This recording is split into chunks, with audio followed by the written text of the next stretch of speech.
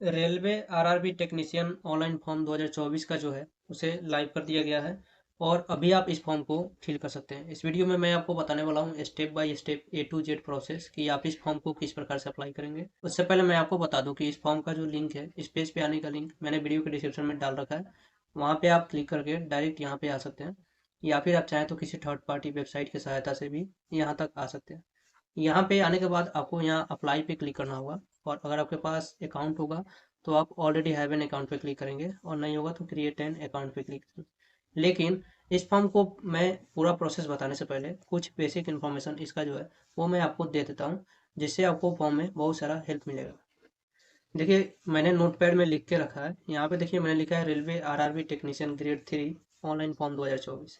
देखिए, अगर आपके पास मैट्रिक के साथ आईटीआई है तो इस फॉर्म को फिल कर सकते हैं, या फिर मैट्रिक के साथ आपने आईएससी किया है फिजिक्स केमिस्ट्री मैथ से, तब भी आप इस फॉर्म को फिल कर सकते हैं। यानी कि रेलवे आरआरबी टेक्नीशियन ग्रेड 3 का फॉर्म आप फिल कर सकते हैं। इसमें वैकेंसी आपका 8052 है। लास्ट डेट आपका 8/4/2024 होने वाला है। यहाँ पे डॉक्यूमेंट की बात की जाए तो आपको मैट्रिक का मार्कशीट लगेगा, आईटीआई का मार्कशीट लगेगा, और अगर आप आईटीआई नहीं देना चाहते हैं तो आपको आईएससी का मार्कशीट लगेगा जिसमें फिजिक्स केमिस्ट्री मैथ हो। ईडब्ल्यूएस अगर आप आते हैं तो ईडब्ल्यूएस आपको लगेगा, और ओबीसी एनसीएल से आते हैं तो आपको ओबीसी एनसीएल डालना होगा, और ये सेंट्रल लेवल वाला डालना होगा। आपको एक वाइट बैकग्राउंड का पासपोर्ट साइज फोटो देना होगा, और आपका एक सिग्नेचर चाहिए जो ब्लू या ब्लैक पेन से होना चाहिए, और उसका भी पेज व्हाइट होना चाहिए। जाति प्रमाण पत्र दे सकते हैं अगर आप SC ST कैटेगरी से आते हैं तो। और साथ में आपको बैंक पासबुक का डिटेल फिल करना होगा, क्योंकि जब आप एग्जाम में कंडक्ट हो जाएंगे तो आपका जो पैसा रिफंड करेगा रेलवे आरआरबी टेक्नीशियन का जो फॉर्म है वहाँ से पैसा आपका रिफंड आएगा, तो उस बैंक में आ पाए। देखिए, इतना इन्फॉर्मेशन मैं आपको जो दूसरा इसमें वैकेंसी डाला गया है उसके बारे में भी बताया था। रेलवे आरआरबी टेक्नीशियन ग्रेड 1 का जो वैकेंसी है, इसमें एलिजिबिलिटी रखा गया है बीएससी फिजिक्स। अगर आपने बीएससी किया है फिजिक्स से तो आप इसे फिल कर सकते हैं। साथ में अगर आपके पास डिप्लोमा या फिर बीटेक किए हैं तब भी आप इस फॉर्म को अप्लाई कर सकते हैं। इसमें वैकेंसी आपका 1092 है। टोटल पोस्ट आपका 1092 है। लास्ट डेट आपका 8/4/2024 है। डॉक्यूमेंट की बात की जाए तो मैट्रिक मार्कशीट, बीएससी फिजिक्स या डिप्लोमा या बीटेक, ईडब्ल्यूएस अगर आप डालते हैं तो ईडब्ल्यूएस एनसीएल आपका सेंट्रल लेवल का चाहिए, अगर ओबीसी से आते हैं तो, और वो भी 1 वर्ष के अंदर का होना चाहिए। साथ में आपका आधार कार्ड लगेगा, व्हाइट बैकग्राउंड पे आपका पासपोर्ट साइज फोटो लगेगा, एक हस्ताक्षर डालना होगा आपको जिसमें ब्लू ब्लैक पेन होना चाहिए, और जाति प्रमाण पत्र डालना चाहते हैं अगर आप SC ST से आते हैं तो भी आपको सेंट्रल लेवल का ही डालना होगा। उसके बाद में आपका बैंक पासबुक का डिटेल डालना है। बैंक पासबुक का डिटेल देने से होगा क्या कि जब आप एग्जाम में कंडक्ट हो जाएंगे, वहाँ पे एग्जाम दे देंगे, तो आपका जो पैसा है उस अकाउंट में रिफंड आएगा। लास्ट में यहाँ देखिए लिखा हुआ है जोन वाइज हाईएस्ट वैकेंसी। मैं आपको यहाँ पे बता देता हूँ कि किस जोन में कितना वैकेंसी है। देखिए, सबसे ज़्यादा जो फॉर्म फिल होगा वो मुंबई जोन में फिल होगा, क्योंकि यहाँ पे 1284 टोटल पोस्ट है, और ग्रेड 1 में 152, और ग्रेड 3 में 1132 है। अगर आप मुंबई जोन में फॉर्म फिल करते हैं तो यहाँ पे कंपटीशन बहुत हाई होने वाला है, क्योंकि नंबर ऑफ वैकेंसी अधिक होने के कारण यहाँ पे फॉर्म अधिक गिरेंगे। साथ में मैंने हाईएस्ट वैकेंसी वाले जोन को रखा है, तो आप इसे पढ़ सकते हैं। बिलासपुर में 861 है, चेन्नई में 833 है, अहमदाबाद में 761 है, सिकंदराबाद में 744, गुवाहाटी में 624, और इसके बाद जितने भी है उन सब में इससे कम पोस्ट है। तो आप डिसाइड कर लीजिएगा कि आपको किस पोस्ट पे फॉर्म को फिल करना है। चलिए अब फॉर्म के ऊपर चलते हैं और A to Z प्रोसेस आपको बताते हैं। यहाँ देखिए मैं वेबसाइट पे आ चुका हूँ। वेबसाइट पे आने के बाद में आपको यहाँ पे अप्लाई पे आना होगा और क्रिएट एन अकाउंट पे क्लिक करना होगा। जब आप इस पे क्लिक करेंगे तो आपसे कुछ बेसिक डिटेल लिया जाएगा और आपका अकाउंट क्रिएट हो जाएगा। यहाँ पे सबसे पहले आपको बताना है अपना नेशनलिटी, तो इस पे आप क्लिक करेंगे और अपना नेशनलिटी यहाँ से फिल करेंगे।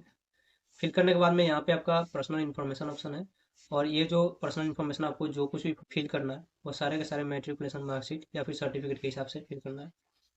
यहाँ पे अपना पूरा नाम लिखेंगे, और आपका जो नाम है वो मैट्रिकुलेशन मार्कशीट से होना चाहिए, उसको रीटाइप करेंगे यहाँ पे। उसके बाद में पूछ रहा है have you change your name. अगर आपने कभी नाम चेंज किया है तो यस करेंगे, और नहीं किया है तो नो करेंगे। यस करने की स्थिति में आपने जो नाम चेंज किया है उस नाम को यहाँ पे लिखना होगा, आपने जो नाम चेंज किया है, फिर उसे आपको रीटाइप करना होगा। यहाँ आपका डेट ऑफ बर्थ का ऑप्शन है, तो 10th क्लास के हिसाब से अपना डेट ऑफ बर्थ डालेंगे, फिर आप रिटाइप करेंगे डेट ऑफ बर्थ को। डेट ऑफ बर्थ यहाँ पे आपको सिलेक्ट करना होगा कैलेंडर से। सबसे पहले आप ईयर अपना चुनेंगे इसमें से। ईयर चुनने के बाद यहाँ से आप मंथ का चुनाव कर सकते हैं, अपना मंथ यहाँ से चेंज कर सकते हैं। उसके बाद में आप अपना डेट डाल देंगे। डेट पे क्लिक करने के बाद में यहाँ पे डेट ऑफ बर्थ फिल हो जाएगा। दोबारा से आप इसे फिल करेंगे, यहाँ पे अपना जेंडर बताएंगे, और जेंडर को दोबारा से यहाँ सेलेक्ट करेंगे। उसके बाद में यहाँ पे फादर्स नेम है, तो मैट्रिकुलेशन मार्कशीट के हिसाब से फादर्स नेम लिखिएगा, दोबारा से यहाँ कंफर्म कीजिएगा, फिर मदर्स नेम लिखना है, और इसे भी यहाँ कंफर्म करना है। इसके बाद में आता है आपका आधार वेरिफिकेशन का ऑप्शन। यहाँ पे आपको आधार नंबर डालना है, और वेरीफाई यूजिंग आधार पे क्लिक करके आप आधार कार्ड वेरीफाई कर सकते हैं। लेकिन अगर आपके पास आधार कार्ड नहीं है तो यहाँ पे आपको I do not have Aadhaar card पे क्लिक करना होगा। उसके बाद में यहाँ पे I do not have Aadhaar card पे दोबारा क्लिक करना होगा। जब इस पे क्लिक कर देंगे तो आपके पास से आधार कार्ड का ऑप्शन हट जाएगा। देखिए यहाँ पे आइडेंटिफिकेशन फॉर ऑथेंटिकेशन ऑप्शन आ गया है, आधार कार्ड को हटा दिया गया है। यहाँ पे आपको कोई एक दूसरा डॉक्यूमेंट प्रूफ के रूप में देना पड़ेगा। यहाँ PAN, passport, driving licence, voter I D दे सकते हैं। जिसे भी आपको सेलेक्ट करना होगा उसे आप सेलेक्ट कीजिएगा। उसका डॉक्यूमेंट नंबर यहाँ डालिएगा। इशूइंग अथॉरिटी क्या है उसका ये बताइएगा। प्लेस ऑफ इशू बताइएगा किस जगह से ये इशू हुआ है और इशू डेट बताइएगा और उसके बाद में आगे बढ़िएगा। लेकिन आधार कार्ड है तो आप यहाँ से वेरीफाई आधार कर सकते हैं।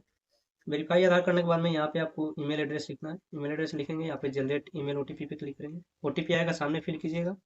यहाँ मोबाइल नंबर डालना है आपको, मोबाइल पे ओटीपी आएगा, यहाँ जनरेट मोबाइल ओटीपी पे क्लिक कीजिएगा तो उसे इसमें फिल कीजिएगा। उसके बाद में आपको यहाँ पे पासवर्ड अपने से बनाना है। देखिए यहाँ पे लिखा हुआ है password should be combination of capital letter, small letter, special character and number. Suppose that आपका नाम कृष्ण है तो आपके एक कैपिटल रख लीजिएगा। उसके बाद RISHN लिख सकते हैं, @123 लिख सकते हैं। यहाँ पे कैपिटल लेटर टाइप नहीं हो रहा है क्योंकि मैंने ईमेल एड्रेस पे आपको बताया। तो इस टाइप से आप पासवर्ड सेट कर सकते हैं। उसे दोबारा यहाँ कंफर्म करेंगे। सामने ये जो कैप्चा दिख रहा है इसे इसमें फिल करेंगे और preview and create an account पे क्लिक करेंगे। चलिए मैं इस प्रोसेस को कंप्लीट करता हूँ और आगे आपको बताता हूँ। यहाँ जब आप डेट ऑफ बर्थ को फिल करेंगे तो यहाँ पे फर्स्ट में आप कैलेंडर से डेट ऑफ बर्थ को सिलेक्ट कर सकते हैं, लेकिन यहाँ पे रीटाइप डेट ऑफ बर्थ है, यहाँ पे आपको खुद से टाइप करना होगा। तो सबसे पहले आप डेट को टाइप करेंगे, फिर मंथ को, फिर ईयर को। जैसे यहाँ पे मैंने एक डेट ऑफ बर्थ फिल किया है 1 साल, तो पहले आपको 1 लिख लेना है, 01। उसके बाद में आप 07 लिखेंगे, आपको स्लैश नहीं क्लिक करना है। ये ऑटोमेटिक दो दो अंक पे अपने आप से वो स्लैश लगा लेगा और लास्ट में आप ईयर को डाल देंगे। इस तरह से आपका डेट ऑफ बर्थ कंफर्म हो जाएगा। ऊपर डिटेल फिल करने के बाद में यहाँ पे आप अपना आधार नंबर डालिएगा। उसके बाद में वेरीफाई यूजिंग आधार पे आप क्लिक कीजिएगा। इस पे क्लिक करने के बाद में यहाँ पे आपका डिटेल एज पर मैट्रिकुलेशन आएगा जो आपने फिल किया है। उसके बाद में यहाँ पे आपको डिटेल फिल करना है, डिटेल एज पर आधार। तो यहाँ पे आप क्लिक कर सकते हैं, my Aadhaar details are same as matriculation certificate marksheet. ये डिटेल फिल हो जाएगा, नहीं तो आप इस डिटेल को आप लिख सकते हैं। मैं इस पर क्लिक कर देता हूँ। क्लिक करने से यहाँ पे डिटेल फिल हो जाएगा। उसके बाद यहाँ पे आपको चेक बॉक्स पे क्लिक करना होगा। इस पे क्लिक करने के बाद में यहाँ पे आपको वेरीफाई पे क्लिक करना होगा। जब आप वेरीफाई पे क्लिक करेंगे तो आपका आधार यहाँ पे वेरीफाइड हो जाएगा। देखिए आधार वेरीफाइड लिखा हुआ आ रहा है और यहाँ भी लिख रहा है योर आधार वेरीफाइड सक्सेसफुली। सारे डिटेल को फिल करने के बाद यहाँ review and create an account पे जब आप क्लिक करेंगे तो आपके सामने पूरा इन्फॉर्मेशन खुल के आएगा। आप इसे पढ़ के चेक कर लीजिएगा। अगर इसमें कुछ गलती होगा तो यहाँ एडिट पे क्लिक करके आप एडिट कर सकते हैं, और अगर इसमें कुछ गलती नहीं है तो इस चेक बॉक्स पे क्लिक कीजिएगा और यहाँ पे क्रिएट एन अकाउंट पे क्लिक कीजिएगा। क्रिएट एन अकाउंट पे जब आप क्लिक करेंगे तो यहाँ पे इस तरह से एक इन्फॉर्मेशन खुल के आएगा। आप यहाँ पे प्रोसीड ऑप्शन है, इस पे क्लिक करेंगे। जब आप इस पे क्लिक करेंगे तो आपका जो अकाउंट है वो क्रिएट हो गया। यहाँ पे देखिए यूजर क्रिएटेड सक्सेसफुली लिख रहा है। अब आप यहाँ पे मोबाइल नंबर या फिर चाहें तो आप ईमेल आईडी को फिल कर सकते हैं। उसके बाद में आपने जो पासवर्ड बनाया उस पासवर्ड को डालिए। इस कैप्चा को यहाँ फिल करके लॉगिन पे क्लिक कीजिएगा। मैंने डिटेल को फिल कर लिया। मैं लॉगिन पे क्लिक करता हूँ। लॉगिन पे क्लिक करने के बाद में आपके सामने इस तरह से पेज खुल जाएगा। यहाँ पे आप थोड़ा सा वेट कीजिएगा। जब आप थोड़ा सा वेट करेंगे तो आपके सामने फॉर्म अप्लाई करने का ऑप्शन जो है वो खुल के आएगा। यहाँ पे देखिए फर्स्ट में जो है यहाँ पे लिखा हुआ है टेक्नीशियन ग्रेड 1, और नीचे जो है यहाँ पे देखिए टेक्नीशियन ग्रेड 3 लिखा हुआ है, यानी थर्ड लिखा हुआ है। यहाँ से आप जिस पोस्ट के लिए भी आप अप्लाई करना चाहते हैं, मैंने आपको क्वालिफिकेशन बता दिया। अगर आप उस क्वालिफिकेशन को फुलफिल कर रहे हैं तो आप यहाँ पे अप्लाई करेंगे। अगर आप चाहते हैं दोनों पे अप्लाई करना तो आप दोनों पे अप्लाई कर सकते हैं, लेकिन आपको इसमें एक एप्लीकेशन डालना है और इसमें एक एप्लीकेशन डालना है। ऐसा नहीं है कि आप एक बार अप्लाई करने के बाद में फिर दोबारा इस पे अप्लाई करें, तो इस तरह से आपको नहीं करना है। चलिए मैं आपको ग्रेड 3 का अप्लाई करके दिखाता हूँ, क्योंकि मेरे पास PCM है, फिजिक्स केमिस्ट्री मैथ। ITI मेरे पास नहीं है। यहाँ पे आपको सबसे पहले यहाँ देखिए लिखा हुआ है select the RRB for which you wish to apply. RRB जो है आपका यहीं पे सिलेक्ट कर लेना है। तो आप देख लीजिएगा आपको जिसमें इसमें से अप्लाई करना है उसे आप सिलेक्ट करके आगे बढ़िएगा। सेलेक्ट करने के बाद में यहाँ पे टिक करना होगा, लिखा हुआ है I am not currently divided by any RRB RRC। तो आपको यहाँ पे टिक करना होगा। जब तक आप टिक नहीं करेंगे नेक्स्ट यहाँ पे नहीं होगा। देखिए लिख रहा है प्लीज डिक्लेरेशन बॉक्स, तो आपको यहाँ पे टिक करना हो कि आपको कभी निष्कासित नहीं किया गया है। उसके बाद में नेक्स्ट पे क्लिक करेंगे। जब नेक्स्ट पे क्लिक करेंगे तो आपका फॉर्म जो है वो फिल होना शुरू हो गया है। यहाँ पे आपसे इन्फॉर्मेशन खुल के आएगा, लिखा हुआ है this data is fetch from your previous saved data. आपने जो रजिस्ट्रेशन में डाटा फिल किया था वह डाटा यहाँ पे फिल है। Please check all the details to proceed further. पहले आप उसे चेक कर लीजिए और फिर आप आगे बढ़िए।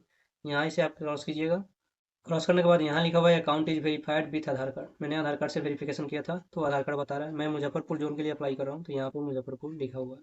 बहुत सारा डिटेल आपका फिल हुआ होगा। यहाँ पे मैरिटल स्टेटस है तो यहाँ पे अपना मैरिटल स्टेटस बताएंगे। अगर शादी हो गया तो शर्माइएगा नहीं, मैरिड यहाँ फिल कीजिएगा, और नहीं हुआ है तो अनमैरिड आप डाल सकते हैं। उसके बाद में यहाँ पे आपको रिलीजन बताना है। हिंदू होंगे तो आप हिंदू फिल कीजिएगा। उसके बाद में यहाँ पे choice of language for examination, आप किस लैंग्वेज में एग्जाम को देना चाहते हैं उस लैंग्वेज को यहाँ से सिलेक्ट करेंगे। उसके बाद में यहाँ है permanent visible mark of identification, यहाँ पे आपको शरीर में जो विजिबल मार्क है उसे आप फिल कीजिएगा। ऐसा नहीं कि शॉर्ट का अंदर कोई मार्क्स हो उसे आप यहाँ पे फिल कर दें, हाथ पैर चेहरा पे जो मार्क्स होगा उसे आप यहाँ पे फिल कीजिएगा। एक और मार्क्स आपसे पूछ रहा है, 2 मार्क्स हो गए तो दोनों फिल कीजिएगा, वरना 1 मार्क्स को फिल करने के बाद अगर दूसरा कोई मार्क्स आपके पास नहीं है तो यहाँ पे नो मार्क की एंट्री कर दीजिएगा। उसके बाद में यहाँ पे कम्युनिटी डिटेल है, यहाँ पे आप अपना कैटेगरी बताइएगा, इसमें आप जिस भी कैटेगरी से आते होंगे उसे आप सेलेक्ट कीजिएगा। सेलेक्ट करने के बाद में जैसे मैंने यहाँ पे ओबीसी सेलेक्ट किया, यहाँ पे एक इन्फॉर्मेशन खुल के आ रहा है, यहाँ पे बोल रहा है only those community which are recognised by the central government of India as SC ST and OBC non creamy layer are eligible for reservation in requirement in Indian railway. यहाँ पे देखिए आपको जो भी सर्टिफिकेट यहाँ पे अपलोड करना चाहे, आप एससी कैटेगरी से हो, एसटी कैटेगरी से हो या फिर ओबीसी हो, तो आपको यहाँ पे बिहार गवर्नमेंट वाला सर्टिफिकेट नहीं डालना है, सेंट्रल गवर्नमेंट से जो आपका सर्टिफिकेट बनता है उसे आपको यहाँ पे डालना होगा। यहाँ पे नीचे आई अंडरस्टैंड एंड एग्री पे क्लिक कीजिएगा। इस पे क्लिक करने के बाद में यहाँ पे पूछेगा do you come under OBC non creamy layer, अगर आपका वार्षिक आय 8 लाख से नीचे है तो आप नॉन क्रीमिलियर में आते हैं, यहाँ पे आप यस फिल कीजिएगा। यस फिल करने के बाद में यहाँ पे इन्फॉर्मेशन खुल के आएगा, आप इसे चाहें तो पढ़ सकते हैं। यहाँ पे नीचे I understand and I agree पे क्लिक कीजिएगा। यहाँ पे लिखा गया है कि आप जो यहाँ पे डिटेल फिल कीजिएगा वो सही फिल कीजिएगा, डॉक्यूमेंट वेरिफिकेशन से में इसकी जांच की जाएगी, अगर इसमें कुछ गलती हुआ तो आपको फॉर्म से निकाला जा सकता है, ऐसा आपको प्रॉब्लम आ सकता है। तो आप यहाँ पे क्लिक कीजिएगा। उसके बाद में यहाँ पे सर्टिफिकेट नंबर डालना है, आपका जो एनसीएल का सर्टिफिकेट नंबर है जो केंद्र सरकार पे बनाए होंगे सेंट्रल लेवल पे, उसका यहाँ पे नंबर डालेंगे।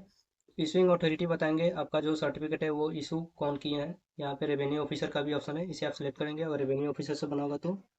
इशूइंग स्टेट बताएंगे कि किस स्टेट से ये निकला है। उसके बाद में डेट ऑफ इशू बताएंगे, और डेट ऑफ इशू जो है वो फॉर्म लास्ट डेट होने से पहले का होना चाहिए, तो यहाँ से आप डेट सेलेक्ट कर लीजिएगा। डेट सेलेक्ट करने के बाद में आप नीचे आएंगे, नीचे आपसे एड्रेस पूछा जाएगा, देखिए यहाँ पे प्रजेंट एड्रेस है और सामने आपका परमानेंट एड्रेस है।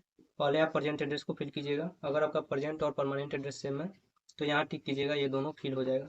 सबसे पहले आपको स्टेट बताना है, स्टेट बताने के बाद में आप यहाँ से अपना डिस्ट्रिक्ट बताएंगे। उसके बाद में यहाँ पे एड्रेस आपको लिखने का ऑप्शन है, तो यहाँ पे आप अपना विलेज लिख के डैश कीजिएगा, विलेज लिखिएगा, फिर पोस्ट ऑफिस लिखिएगा, फिर पीएस लिखिएगा।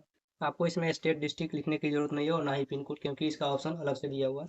फिर आप यहाँ पे विलेज टाउन या सिटी का नाम लिख सकते हैं, तो आप चाहे तो अपने विलेज का नाम लिखिएगा या फिर चाहे तो अपने नज़दीकी शहर का नाम लिखिएगा। फिर यहाँ पे अपना पिन कोड फिल कीजिएगा और यहाँ पे टिक कर दीजिएगा, ये डिटेल फिल हो जाएगा। उसके बाद यहाँ सेव पे क्लिक कीजिएगा। सेव पे क्लिक करने से आपका फॉर्म डाटा सेव हो जाएगा। अगर आप सेव नहीं करते हैं तो हो सकता है कि आप किसी कारणवश लॉग आउट हो जाए या फिर पेज में सर्वर इशू आ जाए कुछ, तो आप फिर से जब लॉगिन करेंगे तो इन सारी डिटेल को फिल करना होगा। तो यहाँ सेव कीजिएगा, उसके बाद नेक्स्ट पे क्लिक कीजिएगा। चलिए मैं इसे कंप्लीट करके आएगा प्रोसेस बताता हूँ। जब आप सेव कर लीजिएगा तो यहाँ लिखा आएगा पर्सनल डिटेल सेव सक्सेसफुली, उसके बाद नेक्स्ट पे क्लिक कीजिएगा। आपका पर्सनल डिटेल का प्रोसेस जो है वो कंप्लीट हो चुका है। इसके बाद में अदर डिटेल के ऑप्शन पे आप आ चुके हैं। यहाँ पे देखिए सबसे पहले पूछ रहा है are you an ex serviceman, अगर आप एक्स सर्विसमैन होंगे तो यस करेंगे और यहाँ पे डिटेल को फिल करेंगे, नहीं होंगे तो नो फिल कीजिएगा। यहाँ ऑप्शन है पर्सन विथ बेंचमार्क डिजेबिलिटी, अगर आप विकलांग होंगे तो यस करेंगे, नहीं तो इसे नो करेंगे। यस करने के स्थिति में आपको बाकी सारी डिटेल को फिल करना होगा, टाइप ऑफ यानी कि किस प्रकार से विकलांग है उसका हो सकता है सर्टिफिकेट नंबर भी आपसे लिया जाए। यहाँ पे है इकोनॉमिकली बैकवर्ड क्लास ईबीसी। देखिए ईबीसी यहाँ पे इकोनॉमिकली बैकवर्ड क्लास का मतलब क्या है, इसमें जब आप यस सेलेक्ट करेंगे तो आपको बताएगा। यहाँ पे देखिए बता रहा है economically backward class EBC candidate are those whose annual family income is less than 50,000। देखिए अगर आपके फैमिली का एनुअल इनकम 50,000 से नीचे है तो आप यहाँ पे यस कीजिएगा, और अगर नहीं है तो यहाँ पे नो फिल कीजिएगा। साथ में आपको यहाँ पे एक और चीज़ बताया गया है, holders of BPL card of any other certificate issued by central government, तो 50,000 से नीचे का इनकम होना चाहिए और बीपीएल कार्ड होना चाहिए आपके पास, तो यहाँ पे आप यस कर सकते हैं। साथ में आप पढ़ सकते हैं यहाँ पे इस सारे क्राइटेरिया को अगर आप फुलफिल कर रहे हैं तो यहाँ पे आप यस कीजिएगा, नहीं तो यहाँ पे आप नो फिल कीजिएगा। उसके बाद में यहाँ पे पूछेगा detail of serving railway applicant, अगर आपने रेलवे के अप्लीकेंट के रूप में कभी सर्विंग किया तो यस करेंगे, नहीं तो यहाँ पे नो फिल करेंगे। करंट एम्प्लॉयमेंट डिटेल्स आपको फिल करना है, अगर अभी आप किसी काम को करते हैं सेंट्रल गवर्नमेंट में, स्टेट गवर्नमेंट में या पब्लिक सेक्टर में तो उसे बताएंगे, नहीं तो यहाँ पे नॉट एप्लीकेबल पे क्लिक कीजिएगा। उसके बाद में है details of course completed ACT apprentice, अगर आपने एसीटी अप्रेंटिस का कोई कोर्स कंप्लीट किया है तो यहाँ यस करेंगे, नहीं तो नो करेंगे। उसके बाद में यहाँ पे देखिए bank detail for refund of fee, यहाँ पे आपको बैंक डिटेल डालना है। बैंक डिटेल डालने से आपका जो पेमेंट है वो इसमें रिफंड आएगा जब आप एग्जाम को देंगे तब। यहाँ पे आपको अकाउंट होल्डर नेम डालना है, अकाउंट नंबर को डालना है, कंफर्म अकाउंट नंबर करना है, आईएफएससी कोड डालना है यहाँ पे। उसके बाद कंफर्म पे क्लिक कीजिएगा तो बैंक का नाम आ जाएगा और बैंक का एड्रेस आ जाएगा। अगर आपका सारा डिटेल सही होगा तो यहाँ पे सेव पे क्लिक कीजिएगा और फिर नेक्स्ट पे क्लिक कीजिएगा। चलिए मैं डिटेल फिल करके आगे बढ़ के बताता हूँ। डिटेल सेव करके नेक्स्ट पे क्लिक कीजिएगा, आपका अदर डिटेल भी कंप्लीट हो जाएगा और यहाँ पे लिखेगा अदर डिटेल सेव सक्सेसफुली। ये कुछ देर में आपका हाइड हो जाएगा। उसके बाद में यहाँ पे आपको क्वालिफिकेशन डिटेल को फिल करना है। देखिए क्वालिफिकेशन डिटेल में यहाँ पे सबसे पहले मैट्रिक सेलेक्ट रहेगा। पहले आपको मैट्रिक का डिटेल फिल कर लीजिएगा, फिर आपको अदर डिटेल यहाँ पे फिल करने का ऑप्शन आएगा। यहाँ पे आपको स्टेट सेलेक्ट करना है। ध्यान दीजिए यहाँ पे स्टेट जो सिलेक्ट करना है वो मैट्रिकुलेशन का स्टेट सेलेक्ट करना है। यहाँ अपना स्टेट नहीं सिलेक्ट कीजिएगा। जहाँ से मीन्स आप जिस स्टेट से पास किए हैं उस स्टेट को यहाँ पे डालिएगा, फिर आप डिस्ट्रिक्ट डालिएगा। उसके बाद यहाँ पे बोर्ड का नाम डालिएगा। देखिए यहाँ पे बोर्ड का नाम लिखने का ऑप्शन है तो आप यहाँ पे लिख लीजिएगा। उसके बाद में डेट ऑफ पासिंग आपको बताना है अपना मार्कशीट पे या फिर सर्टिफिकेट पे। देखिएगा नीचे आपका डेट ऑफ पासिंग लिखा हुआ होगा, तो यहाँ से पहले आप ईयर पे क्लिक करके अपना ईयर सेलेक्ट कीजिएगा और फिर मंथ और डेट को सिलेक्ट कर लीजिएगा। उसके बाद यहाँ पे आपको रोल नंबर लिखना है। रोल नंबर लिखने के बाद यहाँ ऐड पे क्लिक कीजिएगा। जब आप ऐड पे क्लिक करेंगे तो देखिए आपका 10th का डिटेल जो है वहाँ यहाँ पे ऐड हो चुका है। यहाँ लिख रहा है your educational detail added successfully. इसमें अगर आपका कुछ गलती हुआ है तो यहाँ से एडिट भी कर सकते हैं और इसे डिलीट करना चाहते हैं तो डिलीट कर सकते हैं, लेकिन उसका ऑप्शन यहाँ दिया गया है। देखिए यहाँ से एडिट होगा और यहाँ से डिलीट हो जाएगा। यहाँ पे क्वालिफिकेशन पे आप क्लिक करेंगे। यहाँ से आप एनएससी का कोई सर्टिफिकेट हो तो आप उसे डाल सकते हैं। आईटीआई किए हैं तो डाल सकते हैं, नहीं तो 10+2 आप डाल सकते हैं। मेरे केस में आईटीआई नहीं है, मैं 10+2 यहाँ पे फिल करूँगा। यहाँ पे डिसिप्लिन का एक ऑप्शन है, इस पर आप क्लिक करेंगे तो देखिए फिजिक्स एंड मैथमेटिक्स आपको चाहिए। अगर आप नहीं पढ़े तो इसे नहीं फिल कर सकते हैं, आपको आईटीआई के थ्रू पढ़ना होगा। फिजिक्स मैथमेटिक्स है तो यहाँ पे आप इसे सिलेक्ट कीजिएगा, फिर आप स्टेट बताइएगा। उसके बाद यहाँ पे डिस्ट्रिक्ट बताइएगा। उसके बाद बोर्ड का नाम लिखिएगा और डेट ऑफ पासिंग यहाँ पे डालिएगा। यहाँ इन डिटेल को फिल करने के बाद फिर से आपको ऐड पे क्लिक करना होगा। जब आप ऐड पे क्लिक करेंगे तो देखिए आपका दोनों क्वालिफिकेशन यहाँ पे ऐड हो चुका है, 10th का भी और 12th का भी। अगर आपके पास आईटीआई तो इसे आप यहाँ पे क्लिक करके उसका भी डिटेल फिल कर सकते हैं। यहाँ आपको ट्रेड बताना होगा कि आप किस ट्रेड में किए हैं। फिटर में सपोज डेट किए हैं तो फिटर सेलेक्ट करेंगे, फिर आप स्टेट डालेंगे यहाँ पे।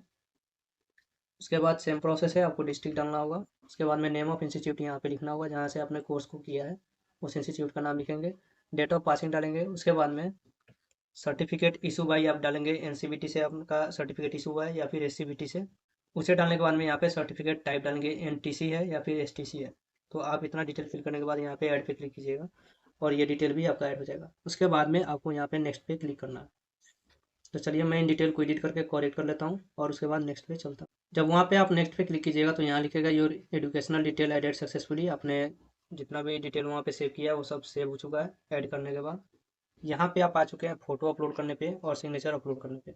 यहाँ इस गाइडलाइन पे आपको ध्यान देना होगा। देखिए लिखा हुआ है फोटो जो है वो आपका कलर पासपोर्ट साइज फोटोग्राफ होना चाहिए विथ वाइट बैकग्राउंड। आपको वाइट बैकग्राउंड में रखना है। उसका साइज बताया गया है 320x240 पिक्सल। तो आप इसे फोटो से सेट कर सकते हैं या फिर आप किसी वेबसाइट के सहारे से भी इसे सेट कर सकते हैं। आपका फोटो जेपीजी में होना चाहिए, उसका साइज 30 से 70 KB के बीच में होना चाहिए। साथ में आपको इस पे ध्यान देना होगा, जब जब आप यहाँ पे क्लिक करेंगे व्यू सैंपल फोटो पे तो आपका जो फोटो है वो केवल फेस वाला नहीं होना चाहिए, उसमें कुछ कंधा वगैरह भी दिखना चाहिए। आपका चश्मा वाला नहीं चलेगा, आपका कोई कान कटा हुआ नहीं चलेगा, आपके आँख पे बाल आ गए हैं ऐसा नहीं चलेगा, ज़्यादा ब्लर फोटो होगा वो भी नहीं चलेगा, टोपी वाला भी नहीं चलेगा। तो साफ सुथरा आप एक फोटो यहाँ पे अपलोड कीजिएगा।